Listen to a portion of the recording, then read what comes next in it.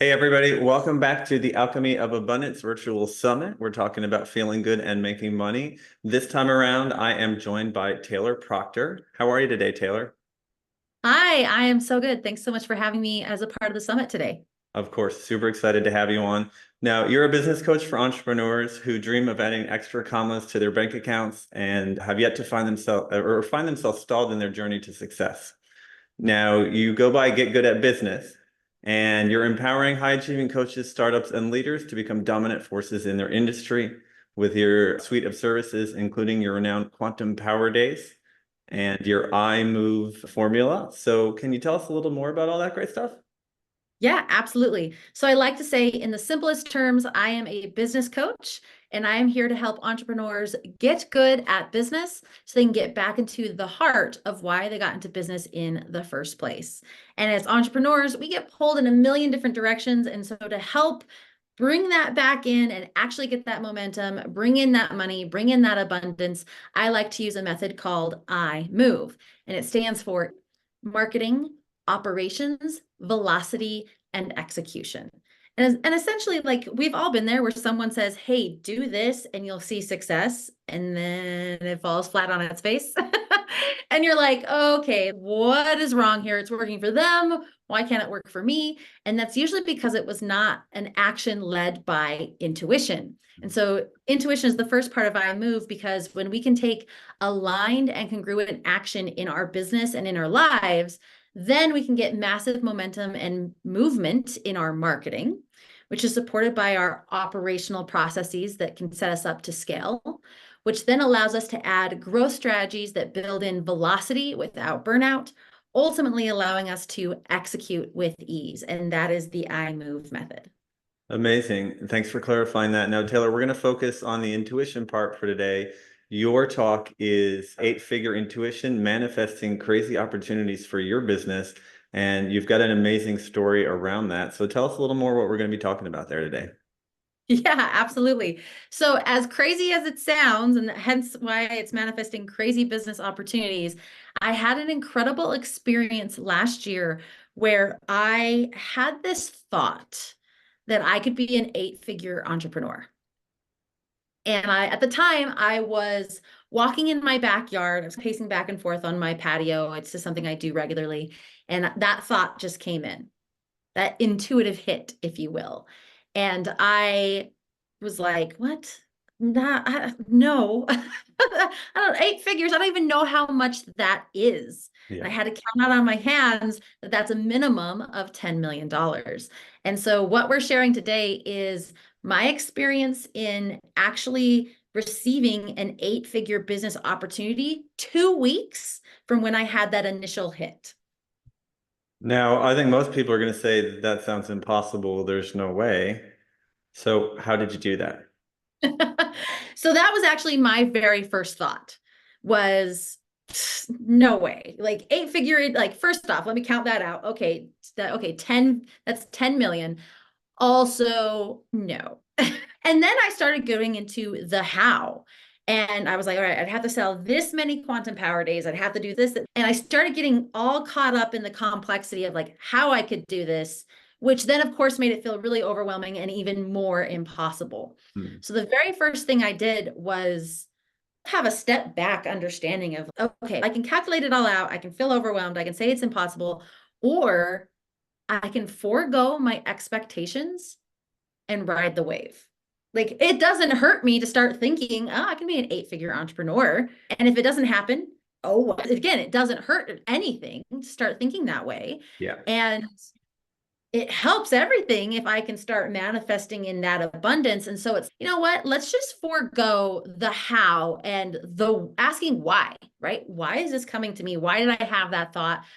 I don't even know what eight figures means. That's impossible. Taking all those expectations and all those questions and just putting them on the shelf and being like, we're going to forego all of that and just ride the wave and see what happens when I tell myself, yeah, I can be an eight-figure entrepreneur and see what kind of comes from that.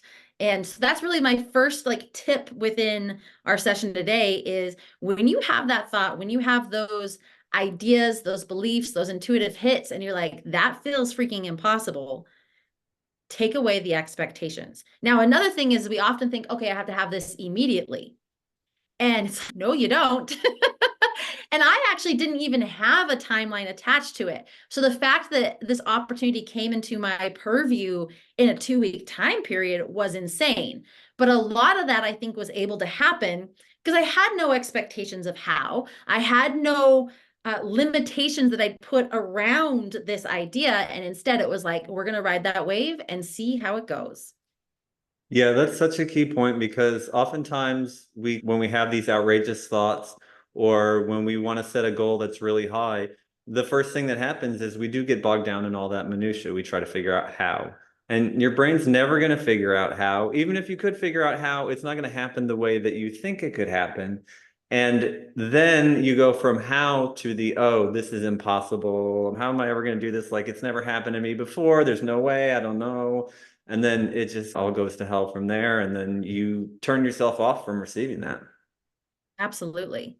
And so, really, what I had to do to open to receiving it, not only forego the expectations, but then I really had to explore my identity. I had to really explore and look at, can I be an 8-figure entrepreneur? And notice I didn't say how can I, but just can I? Meaning, is that an identity that I can adopt as a person? And one of the things I love to do when I'm looking at adopting a new mindset, a new identity, a new path in my life is I like to do declarations.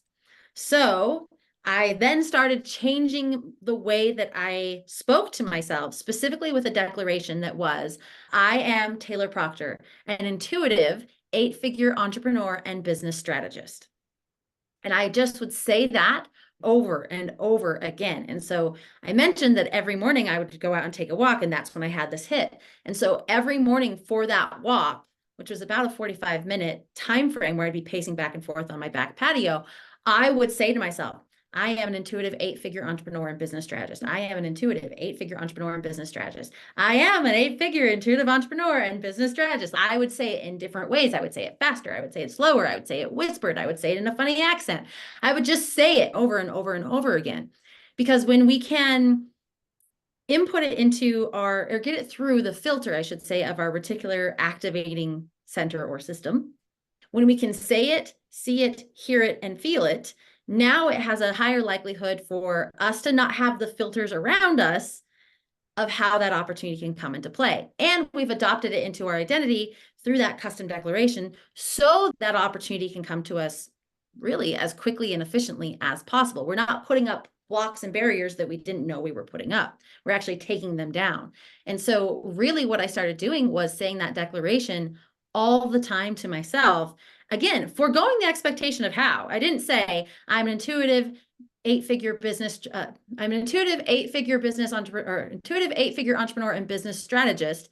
And I didn't say through this service, this offering, this, or I'm famous because I was on TV. Like I didn't say any of those things. I just said, hey, I am 8-figure entrepreneur and business strategist.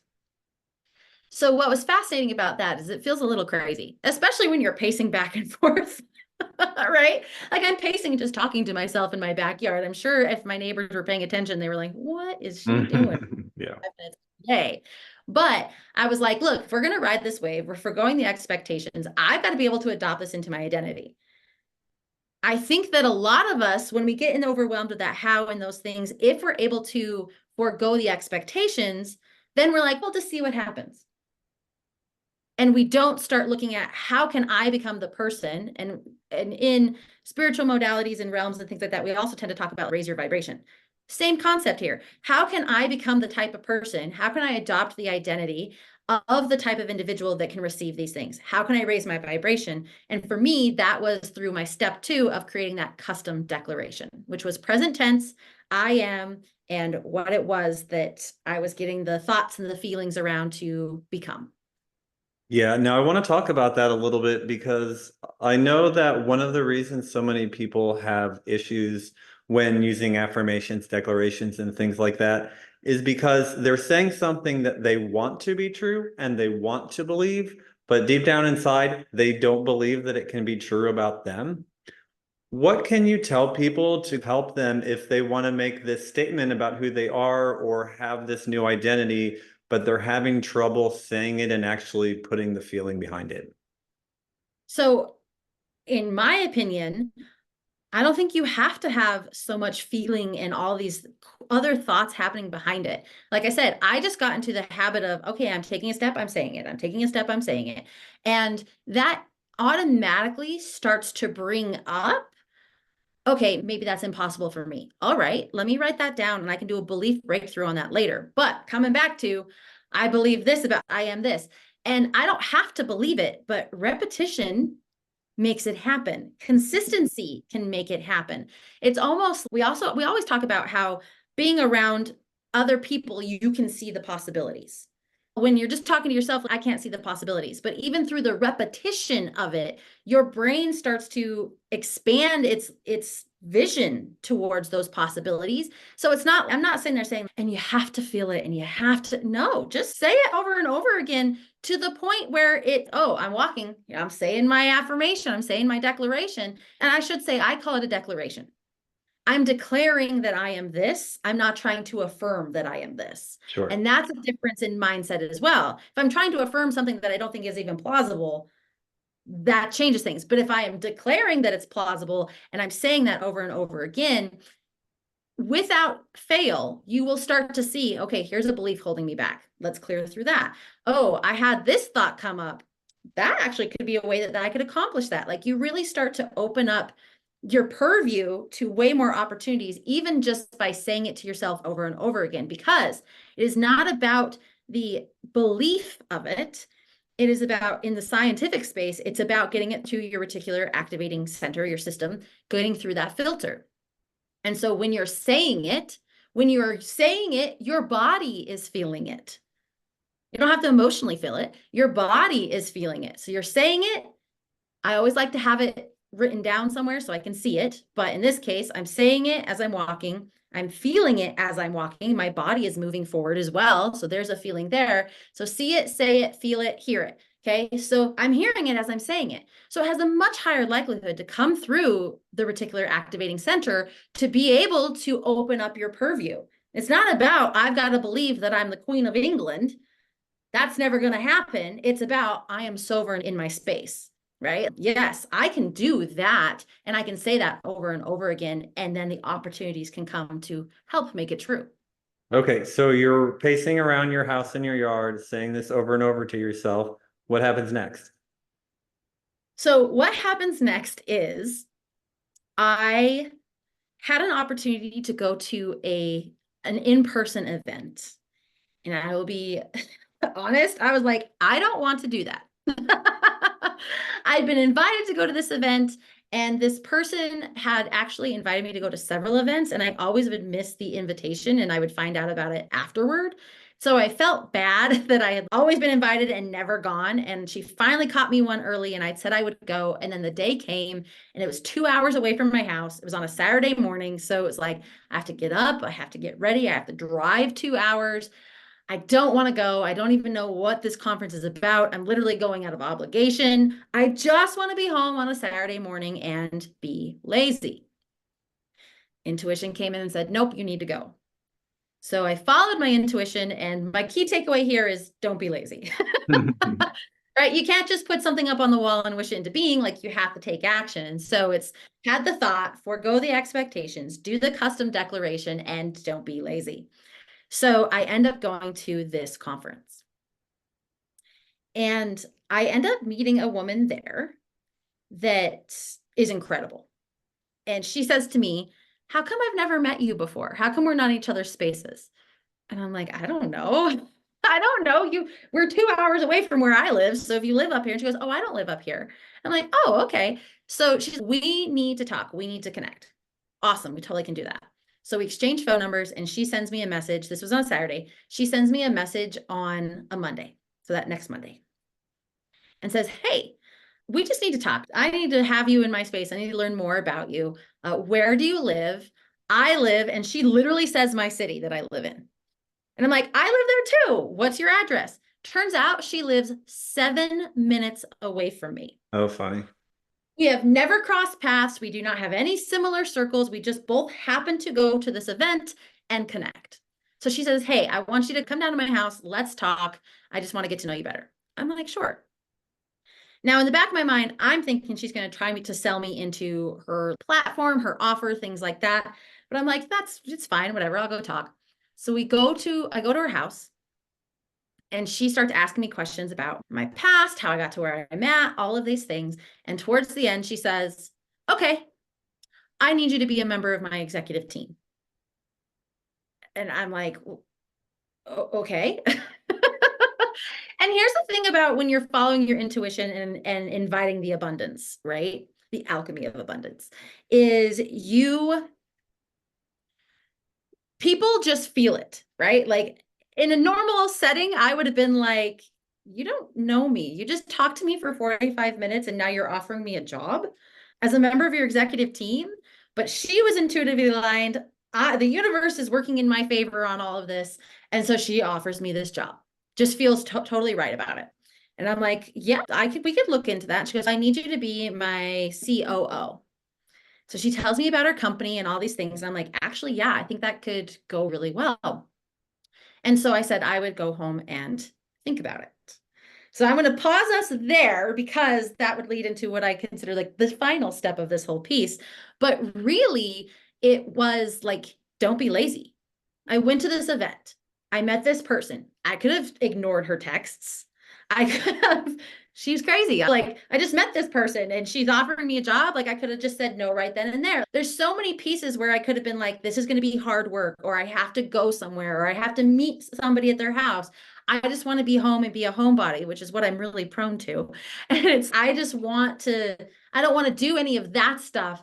And it's no, this is a universe putting things in place to make this thing that we said we wanted to do happen. And so my key takeaway there is don't be lazy. Follow the path, because if you're just sitting at home and wishing that it's going to happen, it most certainly won't. It has to be backed by some forward movement and action. And so my simple way of saying that is don't let yourself be lazy, follow the action. Yeah, and there's plenty of opportunity out there, but you have to put yourself in its way. Usually opportunity, I mean, it knocks, but it doesn't usually knock on your door when you're sitting at home, right? Exactly.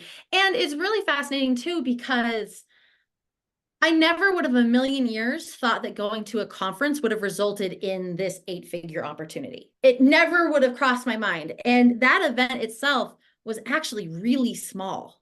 And so to go to an event that I had no idea what it was about, wasn't even sure if I wanted to go, but had some obligation to go, and then meeting this one person out of this very small group of people that could make these things happen, it just has to be divine or universal or all of these, however you want to call it, like the source is making it happen because we're manifesting that abundance.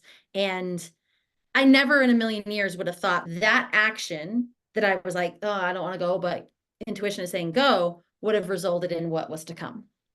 Yeah, you never can be sure, and you really just have to take the steps and put yourself out there, because otherwise, it, like you said, it's not going to happen. And if you just sit there and wish it, you're not really being authentic or aligned with getting that thing, because it comes back to that identity, right? If you want to have this thing, you need to be the kind of person that does what that person does to get that thing. And unless fat is what you want to get, I think sitting at home on your couch just wishing for things probably isn't going to help. 100%. All right. What happened? Yeah, what happened? We all want to know. So she offers me the job, and I say, I believe in the intuition space that every person has access to over 60, that is a 60, different forms and ways of receiving intuition hits. And that was huge for me back in the day, because like I would work with people like coaches and whatnot, and they'd be like, oh, I just got full body tingles. I know that's right. And I'd be like, I'm not getting any tingles. Or they'd be like, oh, I just feel it in my gut. And I'm like, I'm literally feeling nothing. And so for a really long time, I thought I wasn't intuitive. Okay. And I actually was really upset by that, because I would see, I was in a space of entrepreneurs that were making decisions based off their intuition and things were working out for them. And I was like, I have everything I could possibly need to be successful. And I feel like I don't have intuition and I'm here treading water and they just have this super secret power that suddenly makes everything work out for them. And I was pissed about it. And then I discovered the 60 intuitive strengths. And that was like a light bulb moment for me because I realized that I don't receive intuition the same way the people I had been around were receiving it. So I believed I didn't have it, but it really was, I have it in a different way, a different capacity. So my core intuitive strength is actually a sense of adventure. And what that looks like is I am ready to put on the backpack and go and hike up the mountain and be super excited and loving the fact I'm wearing thick socks and oh, we're around the bend and look at this view and I can't wait till we get to the top and I'm taking my 10 pounds of water and I'm still super excited, right? That sense of adventure for what's to come. The opposite of that is I got to put on my wool socks and they're thick and they're heavy and my feet are sweating and we're going to hike up this mountain and okay, maybe just around the bend we're here. Not even close. And can we just rest? I don't want to take in the view. I just want to get this over with, right? There's a big difference between those two emotional states around adventure. One is a sense of adventure and one is a sense of dread. And I have found that for me is my intuitive strength. If it feels like it's going to be an adventure, then I know it's right and aligned for me. If it feels like I could do that, could go hike up that mountain. Do I really want to?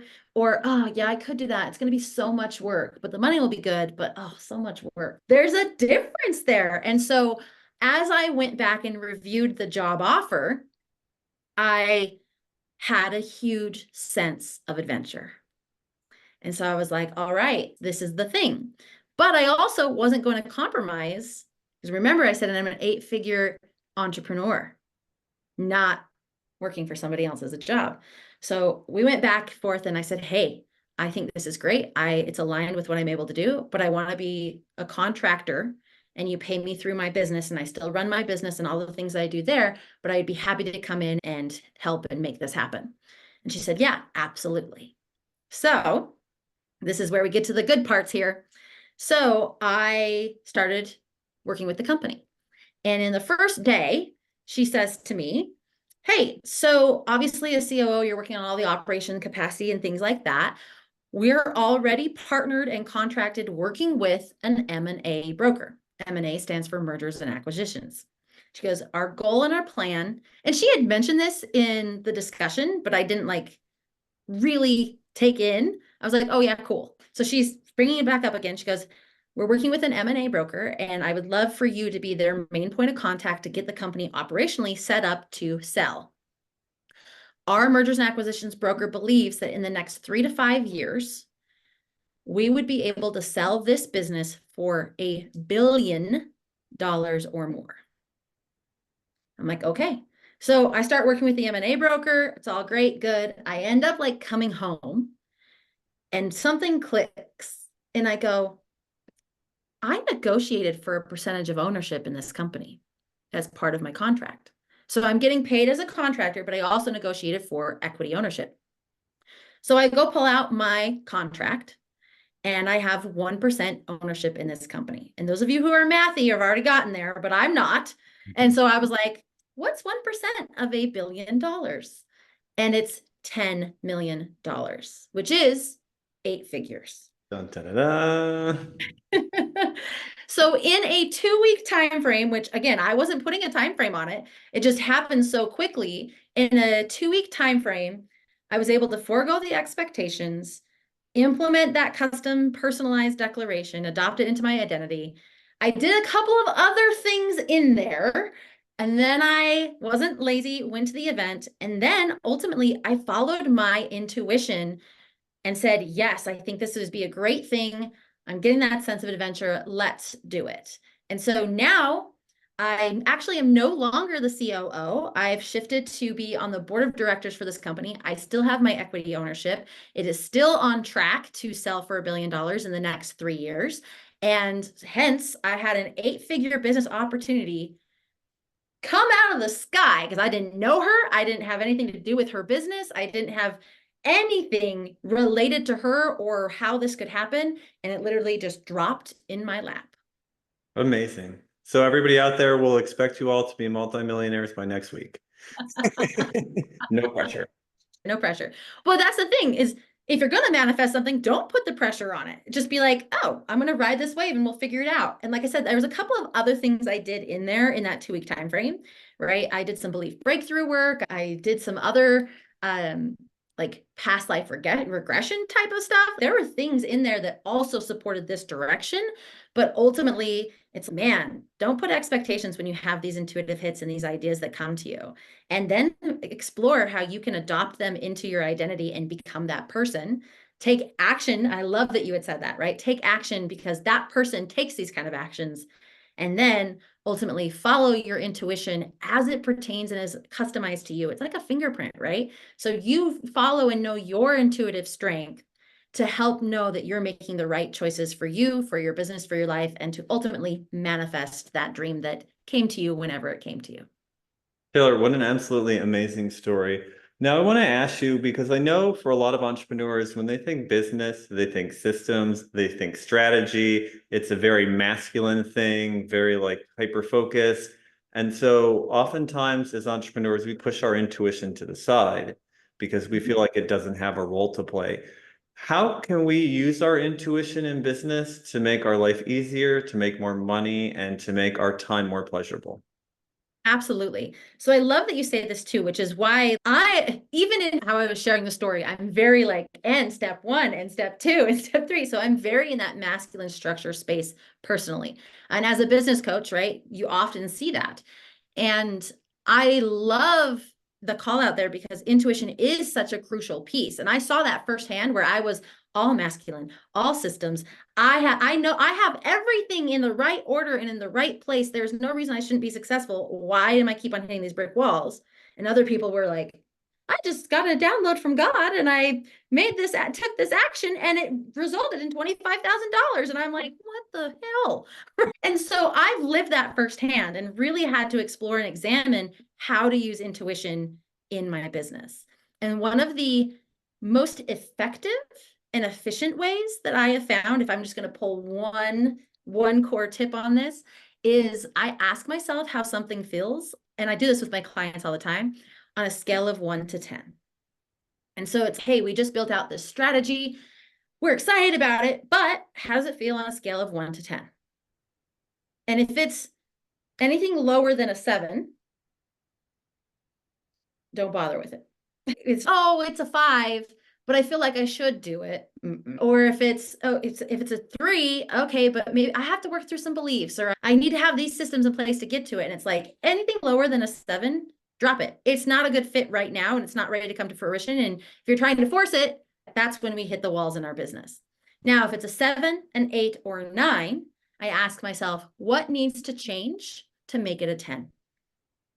And sometimes that's, oh, actually, if I just change these couple words, that makes sense. Or I don't really feel comfortable doing cold email or cold DM outreach, but I actually could get that if I did this here. And you can shift it into intuitively being aligned to a 10. And so I often ask myself, hey, how's this feel on a scale of 1 to 10? I ask my clients all the time, how's this feel on a scale of 1 to 10? And in doing so, you can take that intuitive, that congruent, that aligned action really easy with a simple question and knowing where does it fall on the scale and then asking the follow-up if it's a 7, 8, or 9, how to make it a 10. And if we have time, I would love to share a story about this. Yeah, go for it. So good. Okay, perfect. I was working with a client and you had mentioned in my bio, I do something called Quantum Power Days. And it's a single day where we go in and we get stuff done in your business. So it's a little bit of coaching, it's a little bit of breakthrough work, but ultimately it's here's the things that have been on your to-do list. Let's go in and get these done. So you have momentum, quantum leaping your business into the future. That said, I had a client that one of the things on her list was create a course. So we're going through the list, we're getting through things, and it comes to the time where I'm like, cool, let's talk about creating your course. And I've created courses in Power Days before. So this was not like I don't want to do it. It was really like, cool, we can totally do this. But I noticed every time that she would talk about creating her course, Her body language would go a little bit more concave. Her voice would lose a little bit of that confidence, that tenor to it. And she just didn't seem that engaged on a course, but it's on her list. So I said, hey, tell me, before we get into this, tell me why a course? Why do you want to do a course? And she goes, I think that I should. That's a red flag. If you're ever telling yourself, I think that I should, cut that out. If it's a should, it's a shouldn't, right? But she's, I feel like I should, and I want the reoccurring revenue. I'm like, awesome. Let's talk through that a little bit. You do understand that you have to put the same energy behind marketing this course as you do creating it. Meaning, a lot of entrepreneurs have bought into this lie that if I build it, they will come. And I'm like, you're going to have to market this course to sell it.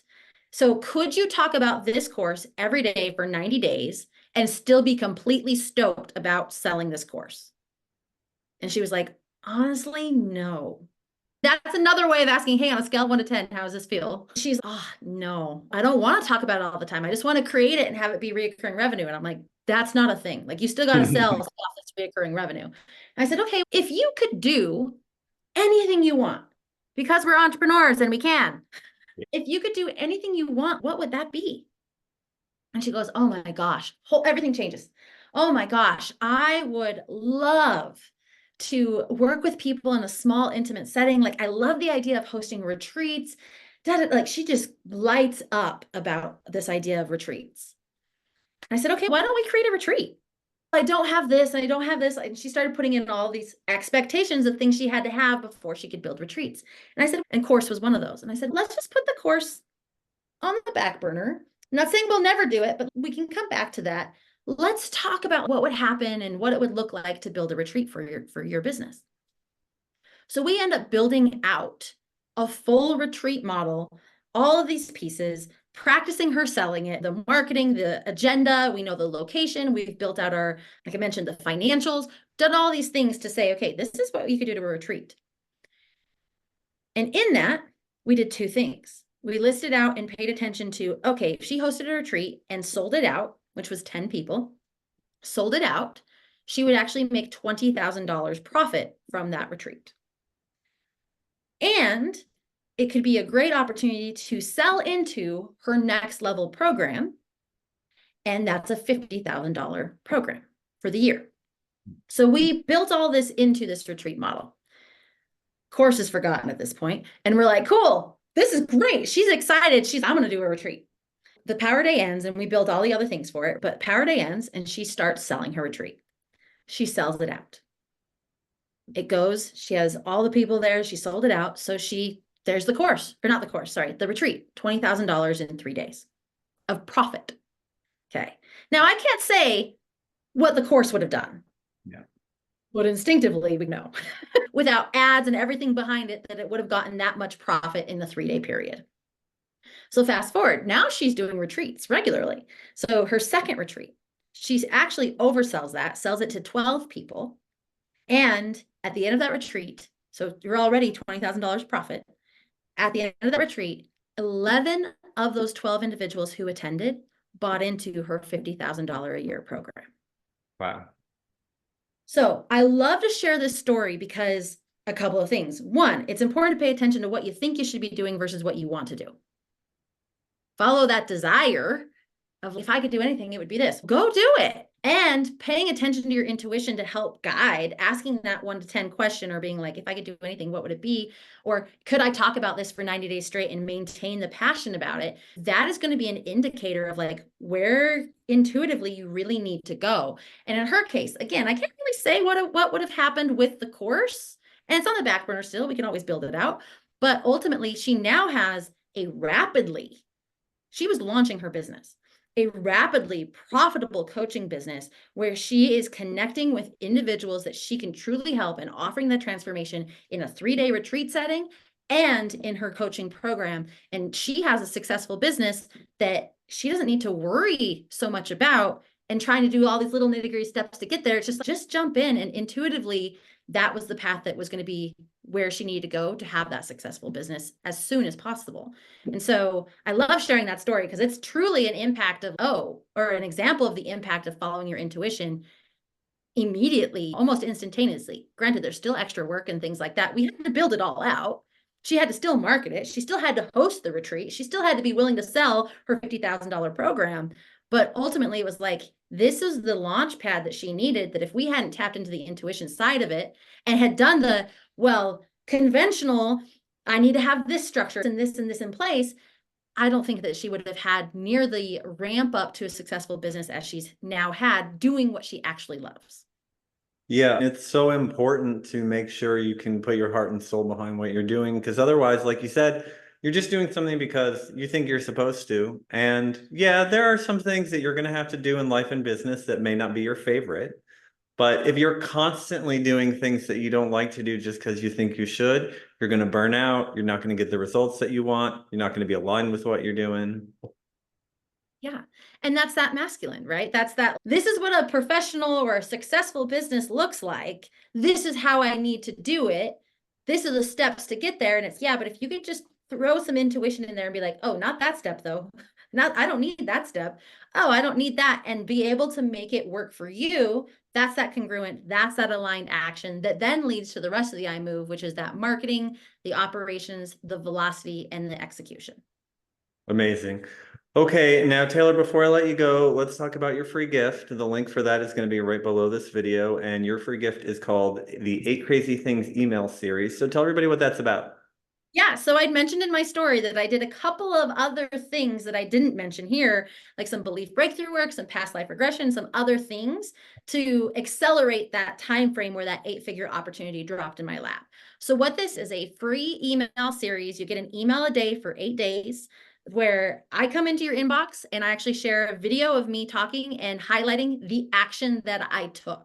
So it's a great resource to come back to the 4 steps that we talked about, but also the other 4 steps I took to really blow things open and make this happen so quickly and essentially drop out of the sky into this 8-figure business opportunity that I had the wonderful honor of taking advantage of. So it's that free email series, and they're not long videos. I think the longest one is 7 minutes. Everything else is in that 3 to 5 minute range. So who doesn't have 5 minutes a day to watch or listen to a video on how to manifest a business opportunity that may seem crazy, but you totally have the power to manifest it and have that abundance in your life. So like you mentioned, the link is down below. I would love to see you there. And it's the 8 crazy actions I took to manifest this 8-figure business opportunity. Amazing, Taylor. Thank you for sharing that with everybody, and thanks so much for coming on and being part of the summit. Thank you so much for having me. And it's been a great summit so far, and I can't wait for the rest. Absolutely amazing. Everybody else out there, thank you for joining us for this talk for the Alchemy of Abundance Virtual Summit, and we will see you on the next one. Ciao.